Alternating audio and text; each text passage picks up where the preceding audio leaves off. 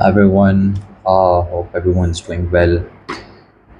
I had to record this because this was a moment in my journey uh, that I have to look back to in the future. And I expected this. It was not that I wouldn't expect this or, it would never happen or anything, any of those things. I knew it's going to happen one day. And today seems like that day. Self doubt kick in, and there were very unexpected things that I had to face. Could be reality checks, could be people's opinions of me, of my future, of my plans. Um, so basically, like I jumped on this journey, and I am all in into that. I have a proper journey that I'm following, and within this journey, I've come very far. I realized that day I was, a day would pass and I would think to myself, well, I haven't done much. And the reason I would say that is because, well, the tutorial I would be watching, I would have in my mind that, well, I'll do 2 hours of that tutorial this day. And I sometimes fail to do so. Sometimes it's literally 40 minutes and not even an hour. So I thought to myself, well, did I really, did I really not do much? And I started journaling. So I realized that those tutorials that are made by those people that are usually, they're usually experts. They are experts, right? And now a person that has a certain experience in something, comparing yourself to them is it's it's kind of weird. But we are humans. We tend to, we don't always set the right examples or right comparisons to look up to or to compare ourselves with. Anyways, so there was this thing that because I'm choosing N8 and N8N for the workflows. For some reason, I liked it more than Make.com. I liked it more than Zapier. People usually suggest that, well, Zapier being, easy and Make.com being easier, you should go for it first. My opinion was that I loved the fact that N8N was so not so fancy. It just makes you feel like a builder when things are dirty, and when it's not always as clean as you expect it to be.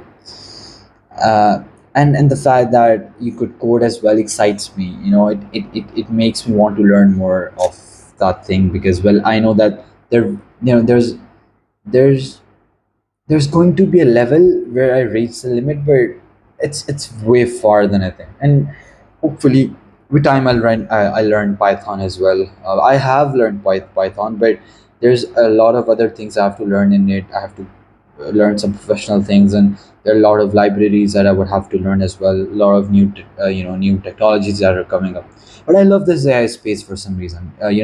It combines everything I'd ever had. It was technology, it was business, it was the opportunity to be creative, the opportunity to build, the opportunity to solve problems, and at the same time maintain design as well. So one thing that I really want to do is, I'll connect some APIs and some face, you know, website. I forgot the name. So the first page basically of the website. So the front end, it could be designed really well, and with all the AI that we have today, all the technology we have today, it's getting easier every day. So, anyways, it does everything I want, and I love this space, right? And there's a lot of opportunity in this. There's a lot of demand in this as well, and a lot of times self doubt comes as well. But when I'm doing something and it's taking me so long, I think to myself, well, I was thinking that, well, oh, anyone could watch this tutorial and go for it and do it. And, what's the point of me learning? And then I'm like, well, okay, this is the point of me learning, because a person who has the whole business out there, he would not do all of these things I'm doing. But anyways, this is a new space. There's there's this beginner thing that, you know it's not a good thing, but it comes to my mind. Well, there's a ton of YouTube tutorials. I mean, what's the point of me doing it when every other person on the internet is learning it and doing it and is aware of that? So I came across those pricings of N8N and those GPTs, their API costs, and other things that you have to connect in a workflow. And I realized that there's a lot of technical things, plus there's a lot of cost involved as well. So anytime right now I'm using it, I struggle a lot with the whole process of self-hosting it. I failed to do so. It failed at the end because when I ran a process, a RAG process, what happened is it just turned off because render the thing I was using was rendered for hosting it, and the limits were reached, and once you reach a limit and render, your free thing just goes away. So anyways, I was disappointed because I had a lot of my credentials saved. So I just and I really struggled with logging in with Google and stuff. There were a lot of tutorials I had to watch, a lot of work I had to do just to do the basic things that every other person was doing on normal cloud. Uh, you know, the N8N on cloud, the paid one. So, anyways, I thought that, well, okay, I have this tutorial I was watching. So it was an 8-hour course. It has a, I mean, I'm done with half of it almost 5 hours. I've done with 5 hours. Uh, and the thing was that I thought to myself, well, I learned N10. I'll see if I even like it or not. I'll go all in it. And then there were a lot of tutorials that were showing how to self-host N10 using AWS and other platforms. But it's a very lengthy process. It's going to take me more than an hour to set up at least.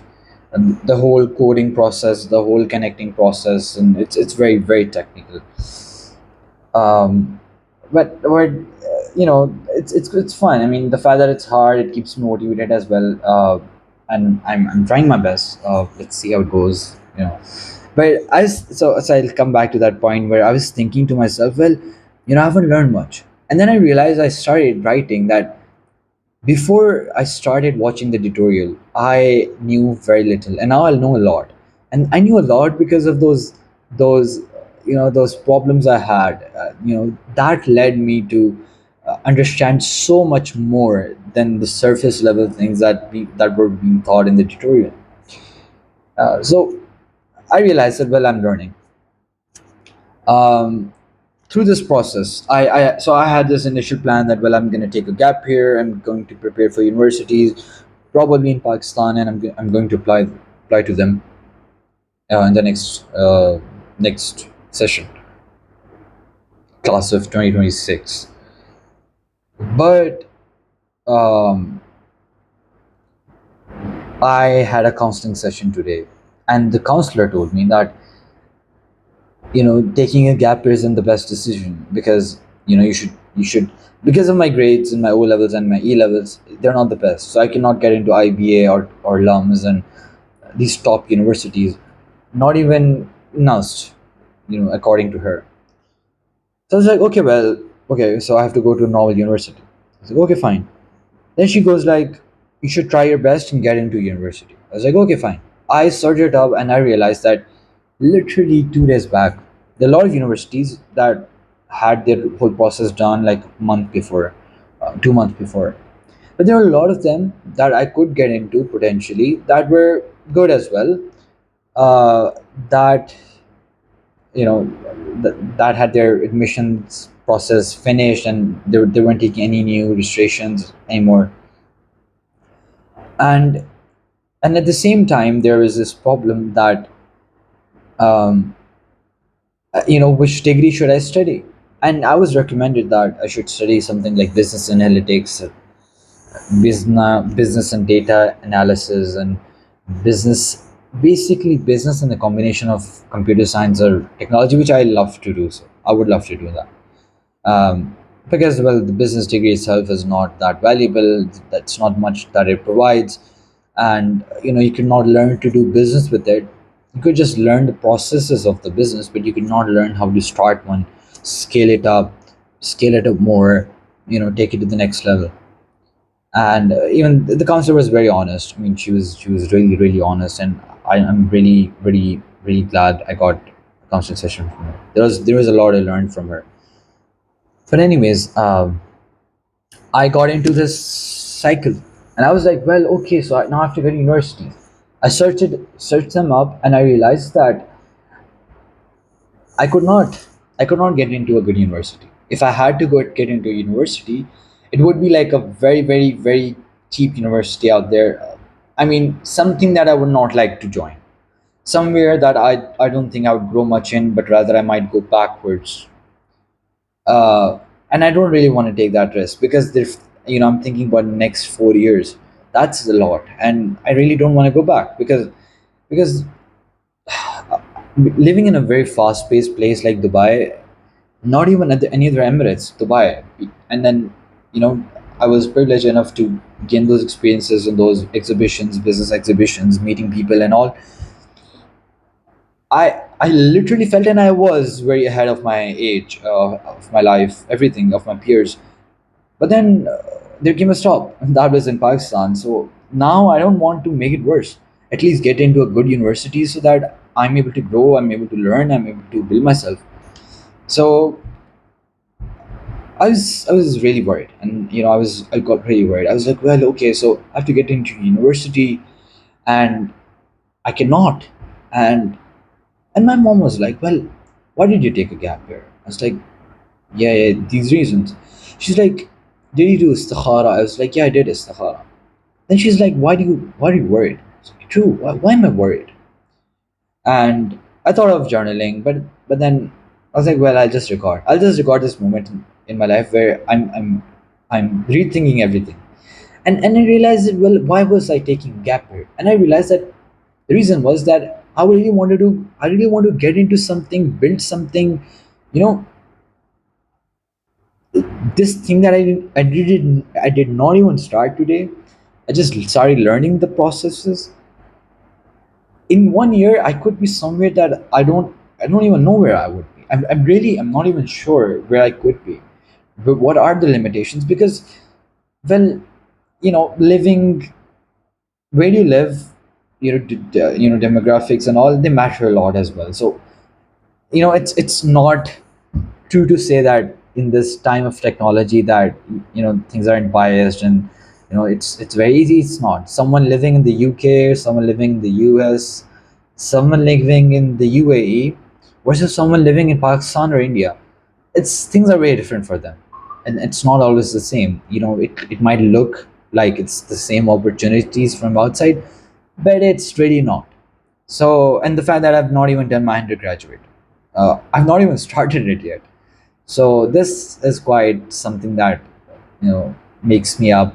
uh, I had a lot of self doubt, but then I was like, leave it. I'm just gonna do what I'm doing. uh, I'm gonna follow the plan I planned before. I'm gonna do a Sahara again. I'll have to pray Tahajjud tomorrow, you know, because that's the only way to actually feel safe and feel safe. Yeah, I don't know what I'm saying right now, but there are a lot of emotions I'm going through right now. I'm smiling, but at the same time, I'm kind of worried as well. There's a lot of tension in my brain right now. I'm talking about muscle tension, basically. Everything's so fixed right now. But at the same time, I have a lot of hope from Allah because He's the one. He provides, He gives opportunities, He gives everything, He does everything. So I'm gonna work hard, and I'm gonna make sure I make big out of this because there are a lot of people that are taking gap years, and I think I am at a place where I have some direction. They don't even have that direction that I have right now, and Alhamdulillah, I'm blessed. I am privileged in some ways that they are not even privileged in that way, and they still are not as weird as I am. So I think I should really, really relax, but get back to work. I've rolled up my sleeves, right, and I'm on it 100%. And there's no other option for me because I have to get into this, full on into this. My whole day is AI, AI, AI.